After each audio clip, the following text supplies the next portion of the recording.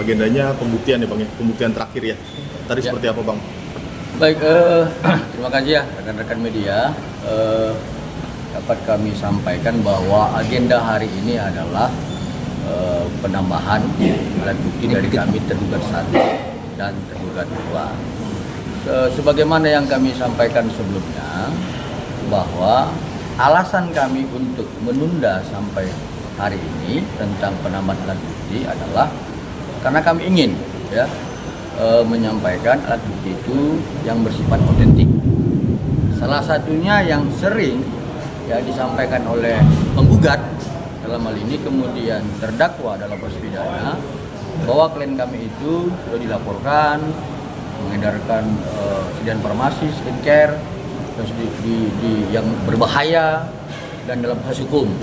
Nah, tadi kami sudah sampaikan salah satu alat buktinya tentang itu penghentian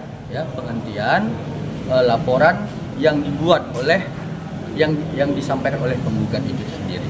Artinya kami mau sampaikan bahwa apa yang didalilkan oleh penggugat itu tidak benar, itu hanya bohongan-bohongan aja. Tetapi dengan kami menyampaikan alat bukti yang otentik berdasarkan surat penghentian dari Polda Metro Jaya, ini akan kami dalilkan sebagai bantahan berikutnya. Itu yang pertama yang kami sampaikan. Nah, yang kedua soal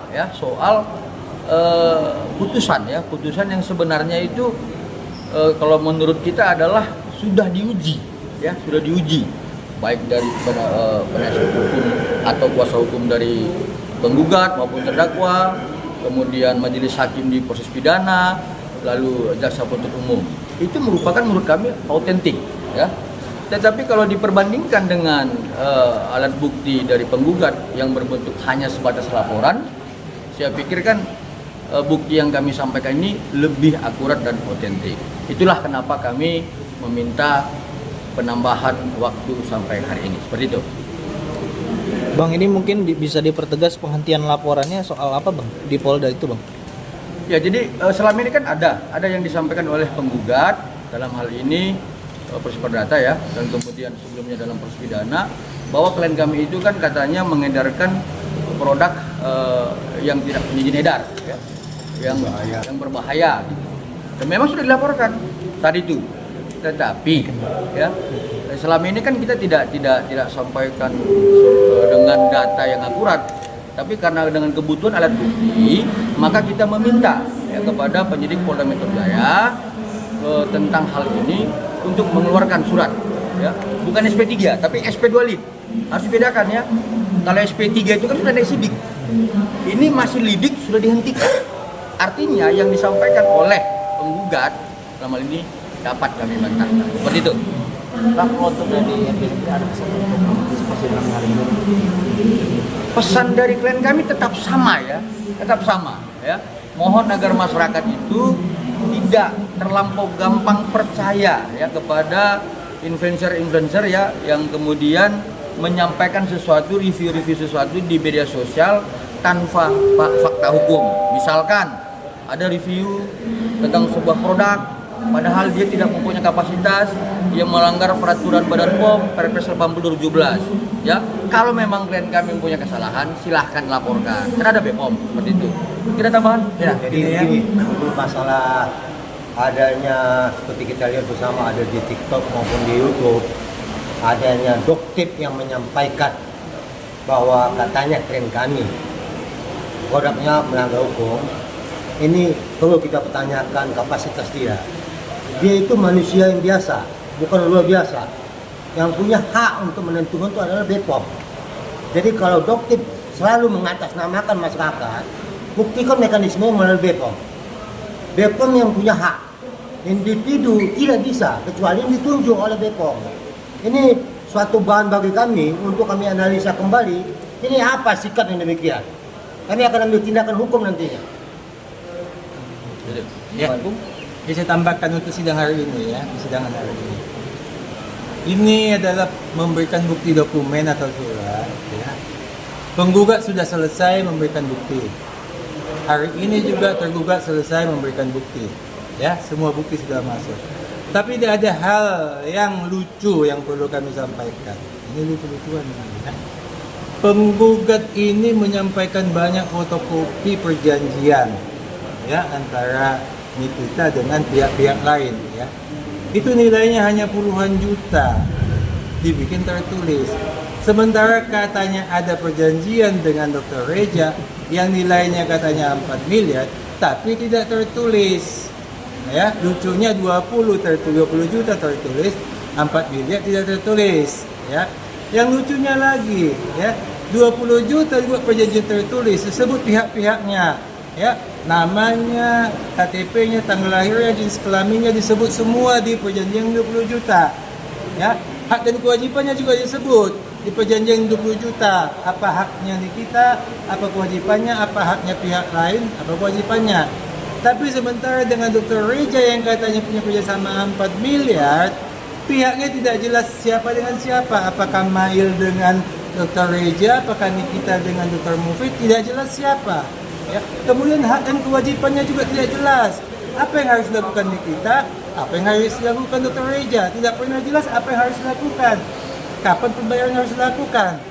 Tapi pada saat sidang hari ini kami buktikan dengan putusan pengadilan, ya, bahwa Dr. Reja memberikan 4 miliar diperas itu dengan catatan kalau 4 miliar tidak dikasih, maka kita akan terus menjelek-jelekkan Dr. Reja. Itu faktanya ya. 4 miliar dikasih agar kita tidak membuli ya, agar tidak membuli. Itu intinya, itulah bukti yang kami masukkan pada hari ini ya, supaya media tahu ya, masalah tidak ada kesepakatan yang perjanjian, yang ada adalah pemerasan ya. Jelas ya semuanya, itu bukti hari ini. Buatkan peraturan oleh BPOM tahun 2025 bahwa yang mereview itu tidak bisa individu, tapi harus BPOM. Untuk itu kami harapkan kepada kepala BPOM, tolong sikapi dengan tegas oknum-oknum, khususnya ini Doktit yang mereview Nelet yang merupakan saingan dia. Jadi kami tanda tanya, ini ada apa sebenarnya? Mau menghancurkan bisnis atau apa? Buktikan dong melalui mekanisme yang ada, bukan coa-coa di depan media. Ini kita sesalkan. Sebagai yang menyatakan dia dokter, tolong mekanisme hukum laporkan ke BPOM. Jadi benar nggak ini review dia? Jadi intinya ya, dokter ini ya, mencari makan dengan membuli Dr. Reja. Cari makanlah yang benar ya. Banyak cara untuk cari makan yang benar. Jangan cari makan dengan membuli Dr. Reja, menfitnah, menjelek-jelekkan Dr. Reja ya. Bertobatlah ya. Kalaupun ada sesuatu yang salah, proses secara hukum. Jangan melalui media jelek-jelekkan. Tiap hari Dr. Reja salah melulu ya. Janganlah jadi penjahat ya. Jadilah orang baik. Bertobatlah, apalagi ini dekat ini bulan apa ini? Lebaran kan, maafan ya. Janganlah berbuat dosa melulu kerjaannya ya. Tapi ada langkah hukum nggak Bang dari pihak Reja Kadisnya? Kalau kita siapkan semua, apa yang kita punya perizinan semua, dokumentasi, apa izin BPOM, izin edar, apa semua, apakah salah merusak tubuh orang apa tidak, kan sudah jaga semua itu. Jadi jangan digosipkan lah, jangan dibully. Itu lengkap semua datanya. Bisa kami tunjukkan semua, ini bukan omong kosong. Yang tukang bully itu, dokter itu tukang bully itu yang omong kosong. Iya, Bang, Dr. Reza ini kan selalu disindir kan. Dr. Reza kan iya. Ada rencana untuk melaporkan, Bang? Menjatuhkan Dr. Reja supaya kosmetiknya nggak laku, supaya kosmetiknya dokter yang laku. Itu tujuannya. Maka saya bilang cari makan lah yang betul. Jangan cari makan dengan menjatuhkan orang. Cari makan itu teori apa? Loncat katak itu di bawah, di ke atas itu teori katak itu. Tapi ada rencana buat melaporkan atau tidak? Jadi begini, sorry ya. Sebenarnya kalau kita bicara konstruksi hukum, seseorang itu dilarang membuka rahasia dagang milik orang lain. Ya. Dalam Undang-Undang 30 tahun 2000 diatur itu. Satu. Yang kedua, yang mempunyai kewenangan dalam melakukan hal ini adalah berdasarkan Perpres 80/2017, itu Badan POM. Lalu karena adanya ya perbuatan huru-hara 2 tahun belakangan ini, sehingga kemudian Badan POM mengeluarkan peraturan Badan POM yang tahun 2005, saya lupa nomor berapa, yang artinya ya tidak mengizinkan orang lain yang tidak mempunyai kapasitas untuk melakukan review-review. Nah, kemudian saya perlu sampaikan bahwa soal laboratorium yang digunakan untuk menguji ya produk-produk milik orang lain itu yang mempunyai legal standing adalah Badan POM, ya, lab Badan POM. Ya, kalau lab-lab yang lain itu kan harus mendapatkan sertifikasi dari BSN. Ya, jadi kalau kemudian kalau kita itu mereview dengan tidak mempunyai legal standing, kemudian dengan niat yang menurut kami, dugaan kami niat jahat, ya kalau ditanya kepada kami apakah akan ada langkah hukum, pertama kami berharap agar Badan POM tegas terhadap peraturan Badan POM-nya sendiri tentang tidak mengizinkan review oleh pihak lain. Yang kedua, kalau Badan POM tidak tegas dalam hal ini, ya kami akan juga lakukan upaya-upaya hukum. Kenapa? Kami kan mempunyai hak, ya, klien kami punya hak untuk tidak dibuka rahasia dagangnya yang oleh pihak lain yang tidak mempunyai legal standing. Seperti itu. Ya, jadi saya tambahkan ya, itu alat labnya BPOM itu canggih, ya bukan abal-abal, ya. Doktiv itu labnya itu abal-abal, ecek-ecek. Cuman karena mulutnya lebih canggih daripada alatnya, semua terprovokasi.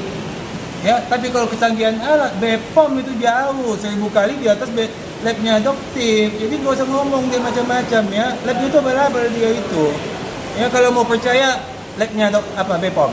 Ya kalau media mau tahu yang betul, tanya ke labnya BPOM. Apa yang betul? Ya, itu yang kita percaya. Kalau labnya Doktiv kita percaya itu. Yang ngomong kosong itu ya.